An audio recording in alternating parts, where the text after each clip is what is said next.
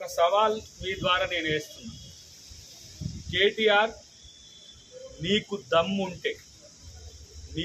దమ్ముంటే అసెంబ్లీకి నీతో పాటు నీ అయ్యను కూడా తీసుకొని రా. లేదంటే నువ్వు దద్దమ్మవైతే ఇట్లాంటి పరాచకాలం చెప్తే నీకు అసెంబ్లీకి వచ్చి చర్చించే దమ్ము లేదంటే నువ్వు దద్దమ్మవై.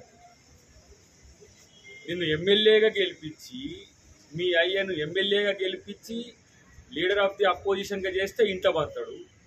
నువ్వు అసెంబ్లీకి రా బాబు అని అంటే పోయి బజార్లో తిరుగుతా అంటావు. ఇలా నేను ఒక మాట అంటున్నా, మీకు మీ కుటుంబంలో ఉండే వాళ్ళకు మధ్యన వచ్చిన సమస్యల్లో మీ ఫ్రస్ట్రేషన్ ఇలా రాష్ట్రం ఎందుకు భరించాలో చెప్పు.